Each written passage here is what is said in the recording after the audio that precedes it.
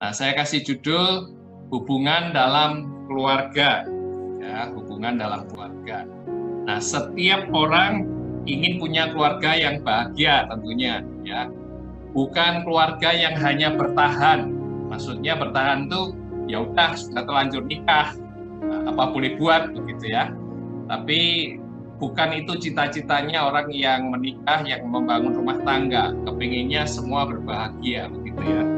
Dan oleh karena itu kita perlu merawat rumah tangga itu. Salah satunya nanti kita dengar firman Tuhan apa yang harus dilakukan.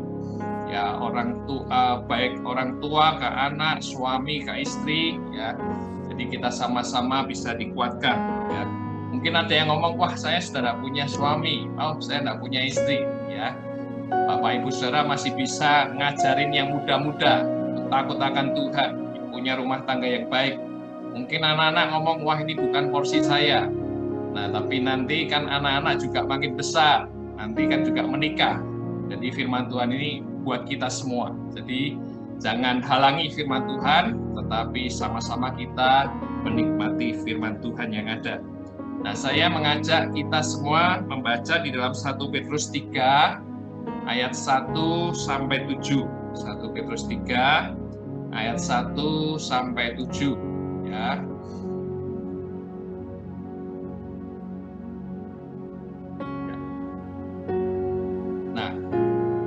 Hubungan dalam hidup suami istri.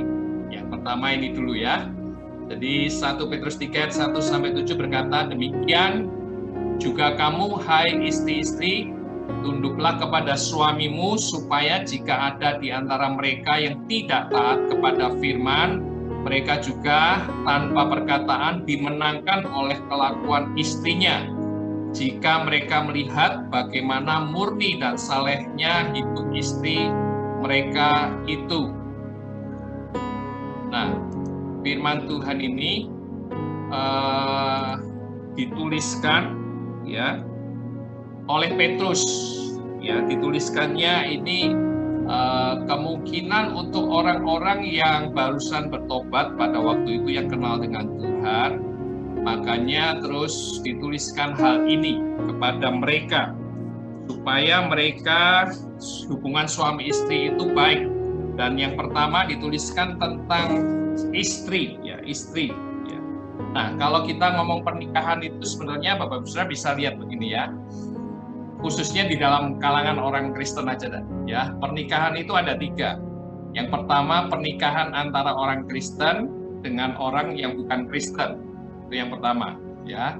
Yang kedua orang Kristen menikah dengan orang yang ngakunya Kristen tapi belum bertobat atau jauh daripada Tuhan, KTP-nya Kristen. Dan yang ketiga adalah pernikahan dari orang Kristen dengan orang Kristen, murid Kristus dengan murid Kristus. Nah, sehingga Petrus pada waktu itu mengingatkan, ya ini bicara tentang istri dulu, nanti akan bicara juga tentang suami, ya. Nah, Petrus melihat ada masalah di dalam rumah tangga, ya, khususnya orang-orang pada waktu itu. Kemungkinan ya saya memikirkan mungkin istri-istrinya ini adalah orang-orang percaya sedangkan suami-suaminya belum percaya. Atau kalau firman Tuhan berkata ada suami-suami yang tidak taat kepada firman Tuhan. Artinya apa? Tidak melakukan firman Tuhan. Sehingga pernikahan mereka itu harus ditolong oleh Petrus dengan nasihat ini. Ya, dikatakan bahwa hai istri-istri tunduk, ya tunduk ini satu hal yang sering kita dengar dan kalau pas pernikahan dibicarakan. Nah, ada terjemahan yang lain, arti tunduk itu artinya menyesuaikan diri dengan rencana-rencana suami, ya, mencocokkan suami dengan rencana-rencananya suami, ya. Nah, tentunya tunduknya istri itu harusnya tunduknya dasarnya juga firman Tuhan, ya. Istri disuruh nyolong, nah itu kan enggak cocok firman Tuhan, ya. Istri disuruh berbuat dosa, cocok dengan firman Tuhan, ya. Tunduknya itu harusnya standarnya ya sama dengan ya etika, ya standar firman Tuhan itu yang baik. Sehingga itu yang dilakukan. Nah, tunduk itu bukan karena lebih rendah istrinya, tetapi menghormati tanggung jawab yang dipercayakan Tuhan bagi suami. Ya, jadi suami itu punya tanggung jawab, istri menghormati. Dan juga istri pada waktu yang bersamaan melakukan ya perintah daripada Tuhan, yaitu tunduk kepada suami. Ya, nah tujuannya ini harus diperhatikan, ya, bahwa dengan penundukan istri maka sang suami, ya, mereka tanpa perkataan dimenangkan oleh kelakuan istrinya. Ingat ya, ada istri yang nikah juga dengan orang Kristen tapi belum bertobat, ya. Orang Kristen yang tidak melakukan firman Tuhan, atau menikah dengan orang yang belum bertobat, ya. Jadi dengan kelakuannya, dengan hidupnya, maka sang suami ini bisa taat akan firman Tuhan. Dikatakan ayat yang kedua tadi di 1 Petrus 3 ayat 1-7 ya. Sambil dibuka Alkitabnya karena tidak bisa saya tayangkan terus. Jika mereka melihat bagaimana murni dan salehnya hidup istri mereka, maka dikatakan suami akan taat akan firman Tuhan. Ya, biasanya kalau suami itu tidak dihormati, dalam arti lagi ngomong, sudah istri, wah, gitu ya, nadanya lebih tinggi dari suami. Atau mungkin kalau pas ngomongnya debatnya kalah, ya, karena biasanya kan ibu-ibu lebih pandai ngomong daripada pria, ya akhirnya yang keluar itu marah biasanya, ya, atau tindakan yang lain, atau mungkin juga merasa direndahkan dibandingkan dengan yang lain, merasa dihianati, jadi itu marah gitu ya. Nah, kita sebagai seorang istri, ya, istri-istri bisa harus belajar mentaati, mencocokkan dirinya dengan apa keinginan suami yang benar begitu ya, supaya pada akhirnya mereka kenal Tuhan. Dan saya seringkali ngomong gini, kalau istri-istri kepingin dapat rasa sayang dari suami, maka berikan penghormatan kepada suami, tunduk kepada suami. Kalau pas pacaran itu kan lebih gampang ya menyatakan kasih. Tapi kalau sudah masuki rumah tangga, ya ada banyak tantangan di sana. Sehingga akhirnya yang harusnya hormat, tunduk, mulai luntur. Karena apa? Ada banyak masalah.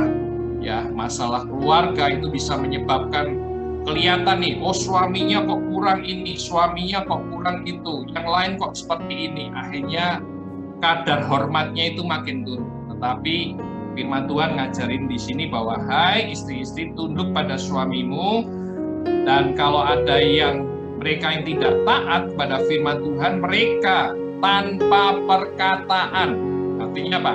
Tindakan yang baik, ya, tanpa perkataan itu membuat mereka dimenangkan, ya, dimenangkan. Ya. Ayat yang selanjutnya dikatakan,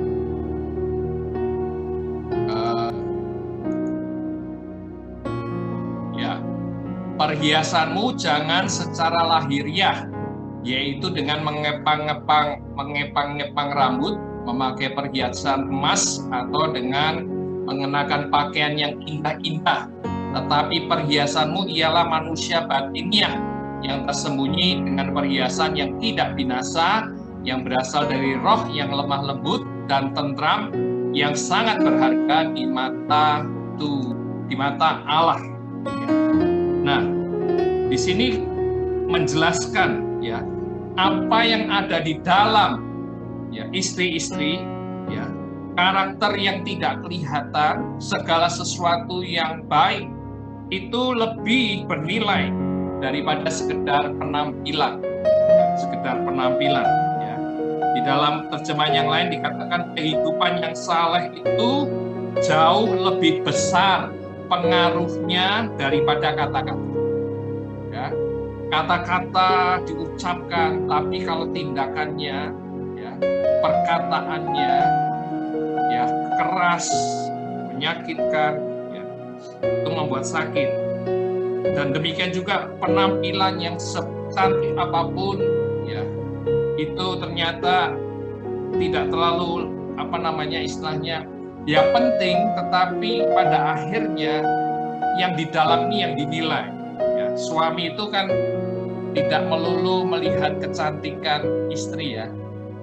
Maaf, diakui tidak diakui, makin berumur kan kadar kecantikannya, kadar ketampanannya kan makin turun.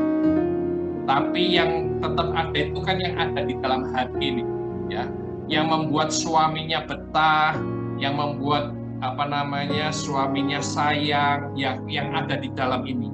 Makanya firman Tuhan berkata bahwa perhiasanmu jangan secara lahiriah, ya, tetapi perhiasan yang harus nyata adalah manusia batiniah yang tersembunyi dengan perhiasan yang tidak binasa. Ya. Jadi utamakan kecantikan batin, ya, yang mencerminkan kelembutan dan ketenangan. Ya, nanti oma-oma atau siapa yang sudah mungkin sendirian bisa ceritain sama anak-anaknya, ya, sama yang lain-lain, ajarin mereka. Ya. Nah, jadi Petrus di sini itu mengajari 3 hal, mungkin bisa dicatat, diingat ya. Yang pertama, istri harus mengakui kepemimpinan daripada suami. Kadang-kadang kan kita ketemu suami juga yang mungkin dianggapnya kurang mampu atau kurang bisa, makanya yang membereskan semuanya istrinya. Tapi firman Tuhan ngajarinya seperti ini, bahwa kita harus mengakui kepemimpinan seorang suami. Istri menolong suami untuk mengambil keputusan, istri menolong suami untuk bisa melakukan sesuatu hal sebagai seorang pria. Ya. Yang kedua, miliki sikap batin yang murni, yang saleh, ya, lembut dan tenang, firman Tuhan. Dan yang ketiga adalah berusaha menyenangkan suami melalui perbuatan lebih daripada perkataan-perkataan. Ya. Jadi pertama, mengakui kepemimpinan. Yang kedua, memiliki sikap batin yang murni, yang saleh, lebih daripada hanya sekedar penampilan, dan juga berusaha menyenangkan suami melalui perbuatan maupun kata-kata. Nah, selanjutnya firman Tuhan berkata, sebab demikianlah caranya perempuan-perempuan kudus dahulu berdandan, yaitu perempuan-perempuan yang menaruh pengharapannya kepada Allah. Mereka tunduk kepada suaminya, sama seperti Sarah taat kepada Abraham dan menamai dia tuannya, dan kamu adalah anak-anaknya, anak-anak Sarah, jika kamu berbuat baik dan tidak takut akan ancaman. Ya, lihat ya bahwa dicontohkan dari seorang Sarah, ya, ibu dari banyak bangsa. Dia tunduk kepada Abraham, dia panggil Tuan. Wah, jadi bukan artinya lebih kepada penghormatan gitu ya. Sarah itu kan sederhana, meskipun dia itu sebenarnya orang kaya. Abraham kan kaya sekali, tapi hidupnya sederhana, firman Tuhan. Nah, pengharapannya Sarah bukan kepada harta, tapi kepada Allah sendiri. Jadi istri-istri, ya, tante-tante, oma-oma, ajarin yang muda juga bahwa ya pengharapannya bukan kepada harta, tapi kepada Tuhan. Nah, hidup kita ini kan bisa dibuat sederhana ya, tapi juga bisa dibuat lebih seperti orang kaya bisa. Ya, tas yang harganya mahal dengan tas yang biasa, ya, itu kan fungsinya sama, tas. Yang membedakan apa? Gengsinya. Ya, gengsinya. Ya. Ada tas Chanel, ada tas Gucci. Tas gentong ada enggak ya? Ya, ada banyak hal yang ada seperti itu ya. Tetapi kan sama, fungsinya sama. Ada yang tanya saya, nah, ini bedanya tas asli sama tas KW apa? Ada yang tahu? Tas asli sama yang tas KW ya. Kalau yang asli katanya kalau pas hujan disimpan. Tapi yang kalau KW itu dibuat tutup. Katanya seperti itu katanya. Ya, betul apa enggak? Ya, silakan sendiri mencoba ya. Nah, jadi di sini penekanannya adalah ialah pengharapan kita diletakkan kepada Allah, bukan kepada harta benda, dan hidup dalam kesederhanaan. Nah, sekarang bicara tentang suami. Nah, suami, apa katakan firman Tuhan selanjutnya? Ya. Demikian juga kamu, hai suami-suami, ya, hiduplah bijaksana dengan istrimu sebagai kaum yang lebih lemah. Hormatilah mereka sebagai teman pewaris dari kasih karunia, yaitu kehidupan, supaya doamu jangan terhalang. Ya. Jadi ini yang harus dilakukan oleh para suami-suami. Ya. Dan firman Tuhan itu menegaskan kita, ya, suami-suami, ya, suami-suami, hidup bijaksana, perhatikan kebutuhan daripada istri. Ya, apa itu? Istri butuh dicintai. Benar ibu-ibu? Yang benar jempol. Ya. Terus istri perlu dilindungi. Ya. Istri butuh rasa aman. Ya, jadi hiduplah dengan bijaksana. Kalau istri tidak mendapatkan hal itu, maka mereka akan kecewa, bahkan ya, akhirnya rasa hormat itu berkurang, menurun begitu. Ya. Nah, jika ingin mendapat rasa hormat, seperti tadi saya ngomong, kebalikannya ini, ya, pengen penundukan diri dari istri, maka suami harus memberikan kasih, sayang, ya, perhatian, ya, segala hal yang dimiliki. Hiduplah dengan bijaksana. Firman Tuhan berkata gini di dalam terjemahan yang lain, perhatikan kebutuhan mereka. Itu kata dari firman Allah yang hidup, jadi terjemahan yang lain. Ya. Suami bersikap bijaksana terhadap istri, perhatikan kebutuhan mereka. Mereka punya kebutuhan, hormati mereka sebagai kaum yang lebih lemah. Nah, ini saya mau share sedikit untuk bahasa kasih ya. Ini kebutuhan-kebutuhan yang kasih yang dibutuhkan. Ada berapa orang tidak sadar ini ya. Ada seorang yang namanya Gary Chapman. Dia seorang pakar keluarga yang menuliskan hal ini. Ini kebutuhan dari seorang manusia ya. Saya bicara tentang istri. Ya. Yang pertama adalah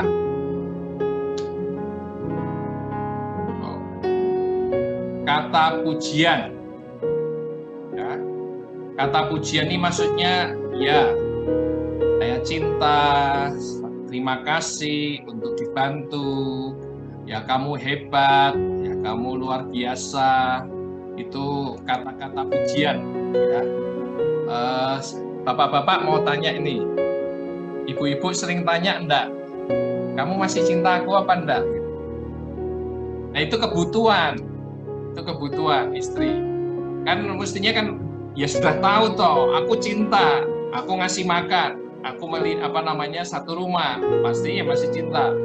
Tapi ternyata itu kebutuhan. Ada orang-orang yang kepingin ya suaminya ngomong aku cinta kamu, terus terima kasih sudah dibantu, ya kata-kata penguatan. Terima kasih sudah jadi ibu, terima kasih sudah melahirkan, ya kamu hebat. Kamu luar biasa, terima kasih sudah menolong. Jadi penguatan, ucapan-ucapan itu diperlukan. Ya. Terus yang kedua adalah quality time, ya, waktu yang berkualitas. Jadi ngobrol, curhat, cerita, tanpa dihalangi oleh HP, tanpa dihalangi oleh televisi, tanpa dihalangi oleh anak, tanpa dihalangi oleh hal-hal yang lain. Ya, itu quality time. Ada orang-orang yang butuh itu, kalau nggak dapat marah. Ya, kalau pria itu kan kalau sudah lelah kerja biasanya nonton TV atau baca koran ya, mungkin seusia saya dulu ya. Kalau pas saya dulu kerja terus saya pulang ke rumah saya baca koran atau nonton TV, istri cerita nih. Tapi kalau ceritanya nggak nyambung dia marah gitu. Apa? Kamu tadi ceritain apa nggak dengar, malah nonton TV gitu ya. Jadi dia butuh perhatian, ngomong-ngomong yang baik. Nah itu kebutuhan. Terus juga ada yang suka dengan hadiah-hadiah, meskipun bukan mahal, tetapi merasa disayangi kalau dikasih hadiah. Ya. Terus ada juga yang merasa disayangi kalau dilayani, tindakan melayani, butuh dilayani. Ya. Kalau diantar-antar, ditolong masak, ya, ditolong melakukan sesuatu, oh itu salah satu hal yang membuat mereka merasa dicintai. Dan sentuhan fisik, jadi dirangkul, ya, dicium, ya, itu hal-hal yang membuat mereka merasa dicintai. Ya, bapak-bapak bisa belajar ya, jangan ngomong udah kuno, udah tua. Itu tetap kebutuhan, ya. Saya juga belajar gitu ya, kasih ya. Perhatian. Kalau saya lihat istri saya itu nggak terlalu suka hadiah, ya. Karena apa? Kalau pas ulang tahun saya kasih hadiah, dia, aduh kok gini, kok gitu. Akhirnya apa yang saya lakukan? Dah, kamu beli sendiri aja. Bingung ya. Tapi dia butuh waktu yang berkualitas, ya butuh istilahnya pujian, ya hal seperti itu. Nah jadi itu istri merasa dikasihi, dicintai. Tapi sebenarnya yang tadi saya sebut itu juga dibutuhkan oleh suami-suami. Jadi istri jangan pelit-pelit, ya, ngomong sama suami, aku sayang, aku cinta, kasih hadiah, ya, kasih perhatian, kasih waktu yang berkualitas. Kalau istri-istri sudah punya anak, baru punya anak misalnya kecil, itu kan biasanya repot sama anak, sudah lupa sama suami. Nah, itu kurang bagus ya. Jadi harus menyediakan waktu. Jadi suami istri butuh yang namanya 5 bahasa kasih ini. Ya, istri, ya, saudara adalah sekutu Anda. Ya, istri ini adalah sekutu kita untuk menerima berkat Tuhan. Jadi jangan berselisih, ya. Hormati istri supaya berkatnya tidak terhalang, doamu tidak terhalang. Bagaimana bisa doanya terhalang?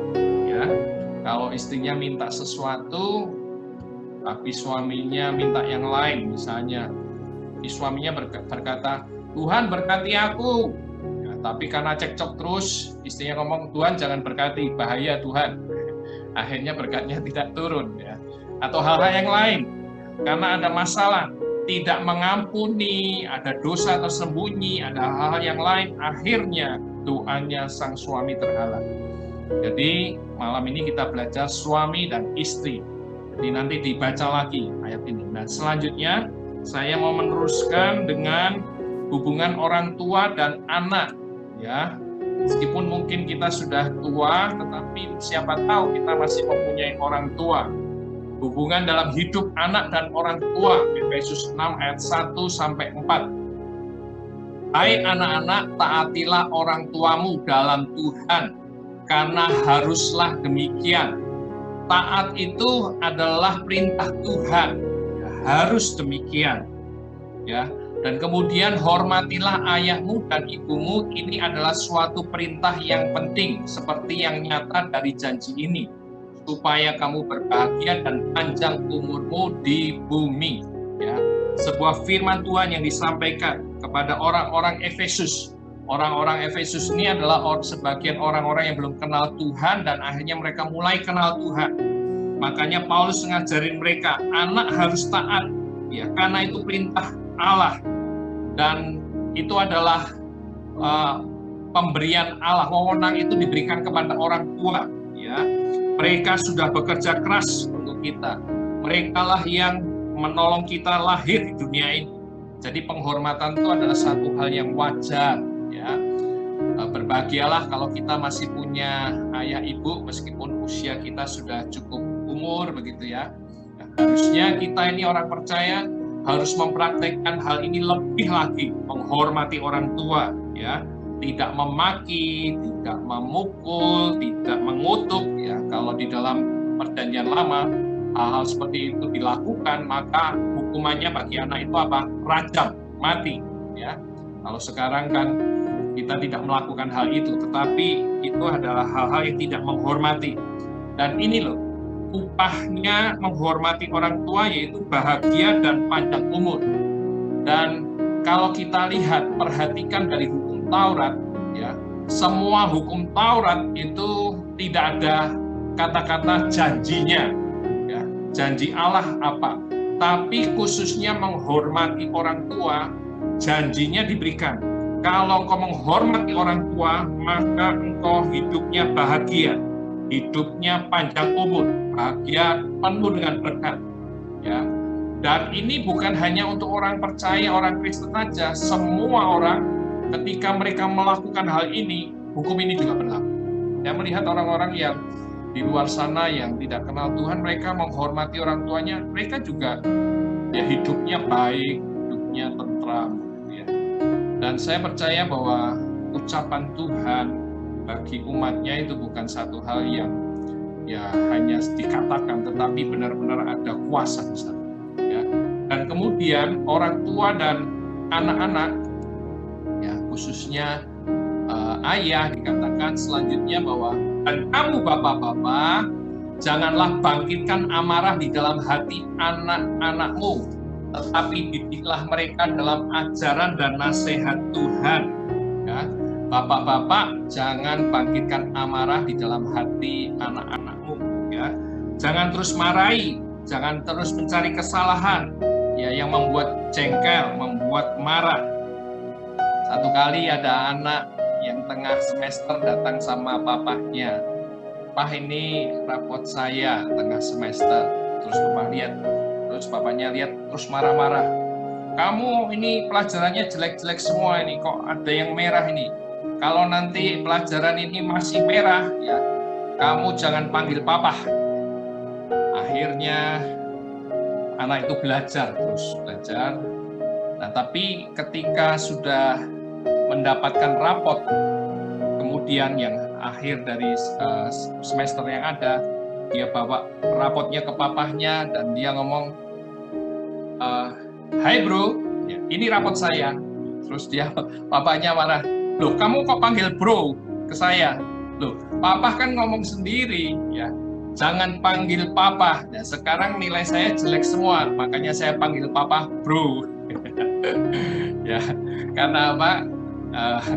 Anak itu akhirnya nilainya jelek dan dia manggil papanya bro. Ya. Nah, jangan seperti itu, jangan marahi, jangan mencari kesalahan, membuat mereka marah, ya. Jangan bangkitkan amarah, ya. Ketika janji, tepati. Ketika kita mengajar sesuatu, ya kita sendiri melakukan. Ketika kita menasihati dia, pastikan juga kita jalan di dalam nasihat itu juga. Dan didik anak dengan saran-saran nasihat berdasarkan firman Tuhan. Ya. Ingat, firman Tuhan adalah kebenaran. Dan firman Tuhan akan memerdekakan. Ya, anak kita harus dilengkapi dengan firman Tuhan. Tentunya orang tua harus paham firman Tuhan, baca firman Tuhan, melakukan firman Tuhan. Maka anak-anak kita akan melihat teladan kita. Anak-anak itu peniru yang paling baik. Jadi ketika orang tuanya melakukan hal yang salah, maka dia akan melakukan hal yang salah. Ya. Nah, saya mengingatkan Bapak Ibu Saudara, usia paling baik untuk membawa anak-anak kita memiliki karakter yang baik, cinta sama Tuhan, itu umur yang paling baik, umur 4 tahun sampai 14 tahun. Ya, jadi kalau kita punya anak, punya cucu, ya ajarin mereka takut akan Tuhan, karakter mereka dibentuk, dan kemudian mereka harus diajari tentang jalan-jalannya Tuhan. Setelah itu kita butuh perjuangan yang keras untuk mendoakan anak, untuk menolong mereka hidup di dalam takut akan Tuhan.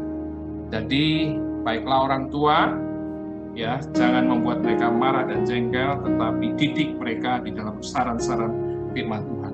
Lakukan firman Tuhan, maka kita semua akan memiliki keluarga yang berbahagia. Amin. Ya, lakukan firman Tuhan.